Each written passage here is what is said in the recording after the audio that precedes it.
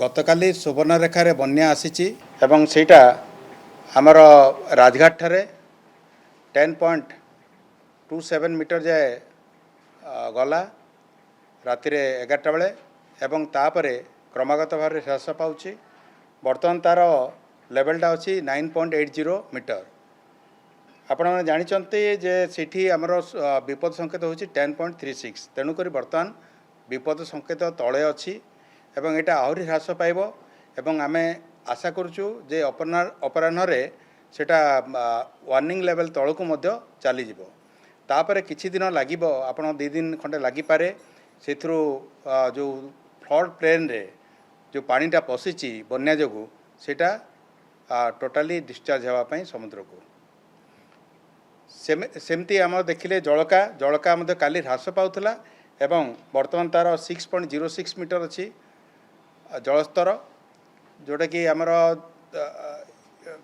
जलकार आमर विपद संकेत अच्छी 6.50 आ वार्निंग लेवल हूँ 6 मीटर तेणु से वार्निंग लेवल पाखापाखि अच्छी। आम जो देखा बैतरणी रे जलस्तर ह्रास पाई वर्तमान आखुआपदारे 17.78 मीटर अच्छी जोटा कि आमर विपद संकेत तले अच्छी विपद संकेत है 18.33 तेणु भद्रक आउ जाजपुर जिले में जी आप बन्या परिस्थिति थिला सेटा आउ नाही किंतु जो तली अंचल रे पशिला पानी बन्या हवा जोगु से गुड़ाक बर्तमान धीरे धीरे सेठू बाहर एवं वर्तमान पोस्ट फ्लड जो रिस्टोरेशन काम कि जहाँ जो तार सब्सिक्वेंट काम गुड़ाक से गुड़ाक सब करा जो जगार भी किसी आमर लक्ष्य कलु किसी स्थान रे जे पानी माने बाहर संभावना थिला जो जगार आमर टिके आम दुर्बल बोली मन कलु से सब गुड़ाक तार परमानेंट रिस्टोरेशन आउ एगुड़ा करने बंदोबस्त हम किंतु गोटे भल जिनस जे कौन सी जगार घाई है ना कौन सी जगार बैतरणी रे कौन सी प्रकार घाई है गोटे केवल आमर जलका जो जंभीरा बोली आम कहूँ सुवर्ण ये मयूरभंज रे सेठी गोटे घाई होता आ से घाईर बर्तमान मरामती करके रिस्टोर कर बंदोबस्त करा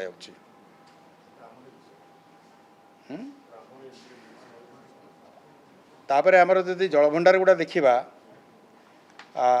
हीराकुद रे आपण मैंने जानते हीराकुद रे आमर 20टा फाटक देकरी जल निष्कासन होउची सेथिरे वर्तमान इनफ्लो आसुची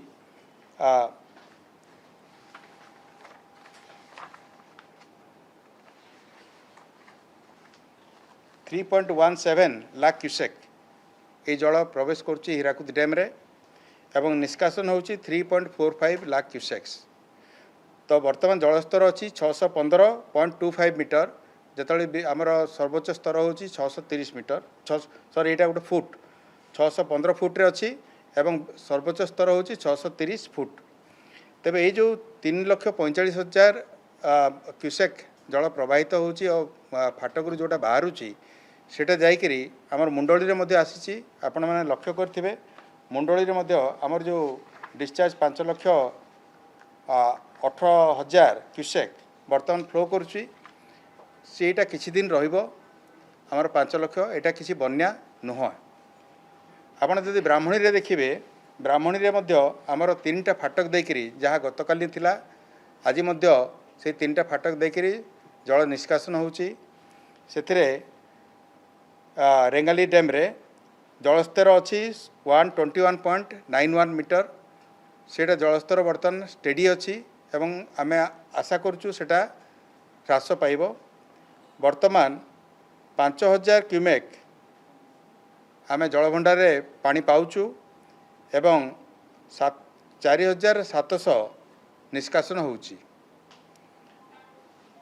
परवर्ती समय रे आमे जो यार डायनामिक प्रोसेस अच्छी एटा तार इभालुएसन करिकरी बोथ हीराकुद और रेंगाली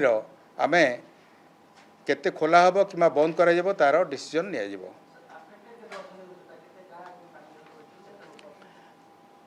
तापरे आमर सेटा मु कहबी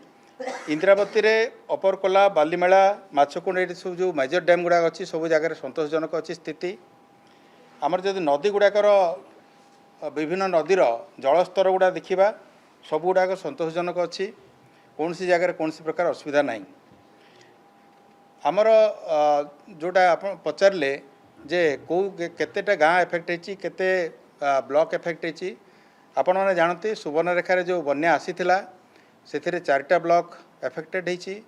जलेश्वर बस्ता एवं मेजर होती बालियापाल एवं भोगराई यहाँ सबुतर हुए किछि दिन आगु भी बन्या आसला तो सेठी डिस्ट्रिक्ट एडमिशन सांगे आम संपर्क रहीचु रहीथिलु एवं बर्तमान मध्य अच्छु विभिन्न जगह जहाँ सब समस्या जितेबाला भी होउची ताकू मिलित भाव समाधान करायाउची आमर जड़े सर्वोच्च जंत्री बालेश्वर से अवस्थान करिकी जेते फ्लड मैनेजमेंट टाकू मॉनिटरिंग आ सुपरवाइज करुछंती तांका संगे चीफ इंजीनियर सुवर्णरेखा बेसिन मध्य उपस्थित अछंती एवं समस्त क्षेत्र अधिकारी माने क्षेत्र परिदर्शन करुछंती कौन सी जगह कौन सी प्रकार आम ब्रिज किंबा कौन सी प्रकार असुविधार खबर पाईना आपण जोटा महानदीर कथा कही तापर ब्राह्मणी कथा मध्य कही ब्राह्मणी मध्य जेनापुर रे आपण देखिए लेवल अच्छी 21.29 मीटर जोटि कि आमर विपद संकेत होची 23 मीटर तेणु ये यथेष्ट तलर अच्छी तेणुक कौन सी असुविधा ना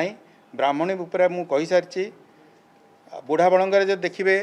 तार लेवल अच्छी 3.88 मीटर जिते कि आमर विपद संकेत होची 8.13 मीटर आउ अन्यान्य जो नदी गुड़ाक अच्छी सबुठी जलस्तर कम रे अच्छी तेणु मोटामोटी भाव में कह गले जो बन्या परिस्थिति थिला सेटा बर्तमान सरी जाइछि वर्तमान आमर चैलेंज रहिबो जेंति कि आमर पानी जोटा पसी थिला तलिया अंचल रे एवं फ्लड प्लेन रे सेटा केमती डिस्चार्ज हेबो एवं लोक पुणी तांकर नॉर्मल लाइफ को आसीबे मु जेमती कहली आपन को गतकाली बैतरणी रे